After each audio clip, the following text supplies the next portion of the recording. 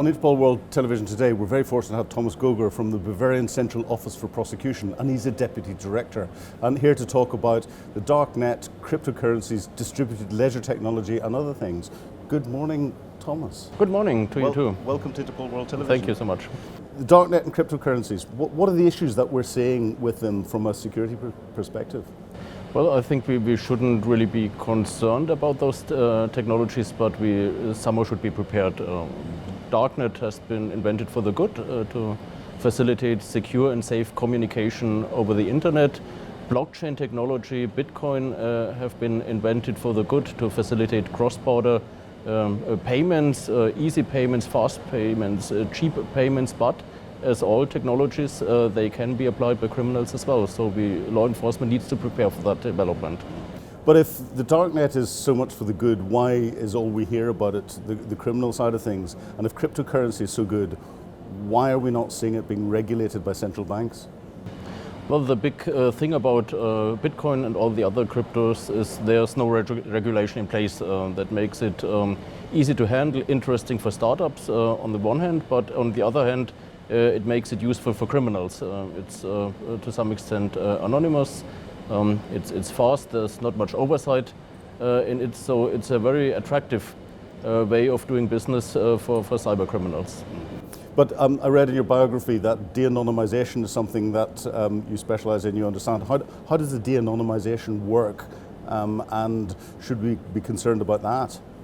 Well, there basically is no standard technique of de-anonymizing underground market bots on the darknet or de-anonymizing holders of Bitcoin wallets. When we do our investigations and prosecutions, we try to take a look at the whole picture, try to see what techniques are being used, try to do some heuristics, statistics, probability calculations, and to some extent law enforcement had great success stories, especially during the last few months, in uncovering criminals on the darknet and on the blockchain. Now, if the security authorities can de-anonymize darknet, cryptocurrency and all the rest, can the criminals do the same? Well, the techniques we are using are not so secret. Of course, there are some techniques, maybe the use of undercover law enforcement agents that are not applicable to criminals, but doing mathematics, calculations, doing heuristics is up to the criminals as well. So yes, to some extent, what we can do, they can do as well. Now, with distributed ledger technologies, there's, if I understand it, there are two types of keychains. There's a public keychain and there's a private keychain. I've been doing some work with a senior lawyer in the UK who's publishing a legal textbook, and in the legal textbook he's going to say if you've got a public keychain in distributed ledger technology, it can never be GDPR compliant, and the principal reasons behind that are because of the immutability of the information that's on there. So you can never be your information can never be erased, and there can never be one central point of contact to act as the data controller. What are your views on that? Actually, I never really thought about GDPR compliance of the Bitcoin or cryptocurrency universe. It's an interesting thought indeed, but basically, since there is no centralized data holder, since there is pseudonymity, anonymity, and you cannot make a certain conclusion about a certain Bitcoin wallet or private key to a specific entity, to a human being or company. I would say you have to think about GDPR compliance, but in my opinion, it probably might not be such a bigger problem. It's interesting. I asked the UK financial regulator for comment on it, and they found an excuse not to give me a coherent comment on it, because again, I don't think they thought about it properly.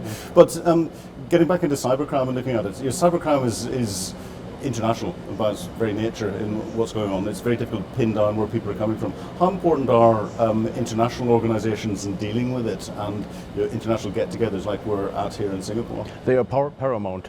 We really don't have national cybercrime cases. We have victims abroad, we have perpetrators abroad, we have ISPs abroad, so we need strong organizations, cross-border organizations like UNODC, like Interpol, and we need events like these to exchange our experiences, to exchange business cards, to get to know each other, to learn from our success stories as well as from our failures. So yes, they are really of great importance for our everyday work. Now, cyberspace is unregulated under international law. And we get confusion between whether it's cyber criminals doing something or whether it's state actors doing something. Do you think it's time for the international community to get together and form or produce some form of regulation for cyberspace so that it can restrict what states get up to in it? Yeah. Well, I'm a prosecutor. I have to apply the law in place. I'm not here to make politics, but yes, I do think we at some time or another have to make clear what states can and what states cannot do in the cyberspace. However, from my perspective as a prosecutor, it really doesn't make a difference. Take ransomware, for example. What's the difference if your computer gets encrypted by some ordinary everyday cyber criminal, or it gets encrypted by some fancy state-affiliated hacking group? The result is the same, the crime is the same. So I'm a little relaxed when it comes to that, because in practice it doesn't make such a big difference. But yeah, I would agree we need some legislation in the future in regulating the cyberspace. And from a prosecutor's perspective, what are the real difficulties that you have in prosecuting cybercrime in particular? We have to cope with very different legal frameworks around the globe. When you talk about data retention, for example, that's a big issue in Europe. We're lacking reasonable and sufficient amount of data retention in Europe. We have still very slow going formalized processes of international information sharing. The AMLET process, mutual legal agreement process, is burdensome, really burdensome, and we need to do our investigations when it comes to cyber really quickly, because the data is gone when we don't fetch it fast. So those different legal frameworks make life hard for us. Now, looking at a lot of the technology that's on display here, it's frightening what technology can collect from what would be classified as personal data with the biometrics and everything else. Do you think it's come to a point where state has potentially too much access to people's biometric profiles, personally identifiable data, big data, and should states have the ability to do what they want with that data, or do we need stronger data protection regulations to look after individual personal rights?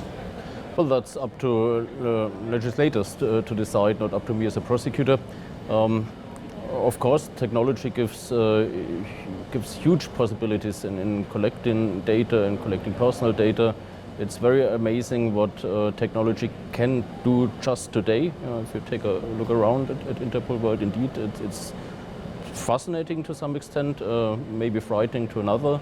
But in democratic societies, that's up to decide by parliaments, and not by me.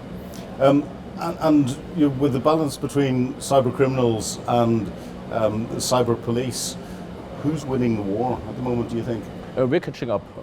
Of course, we were lagging behind as international law enforcement community, but thanks to such strong organizations like Interpol, thanks to specialized police forces, specialized prosecutorial offices like the one I'm working with, we've caught up during those last years, and again, we really had great success stories. If you take a look at those great market takedowns the last year or so, Alphabet gone, Hansa Market gone, Wall Street Market gone, and you can continue on this list here. So I'm pretty sure we're not losing this war in the long term.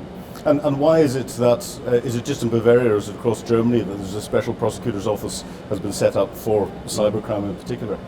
In Germany, basically all our larger provinces have set up such specialized prosecutorial offices, and in other countries, to my knowledge, this way is gone as well, but I'm lacking insight to some extent. Now, we've got Congress that's here. but we've got a lot of people who haven't managed to make it to Interpol World this year, but they will get the chance to watch these videos. If you had the chance to stand on the stage and give everyone one or two tips or thoughts or issues that you'd want them to go away and think about, what would they be and why? We need to build up trust and we need to step up in information sharing. Information sharing across borders, working together is really keen and paramount when coping with cybercrime. We cannot just make ourselves comfortable in our own jurisdictions anymore. We have to reach out to each other and again we have to trust each other in information sharing to get things done in the fight against cybercrime, and that's what makes events like this and what makes Interpol's work so important. Thomas, it's been a real pleasure talking to you on Interpol World Television this morning. Thank you very much indeed. Thanks for having me.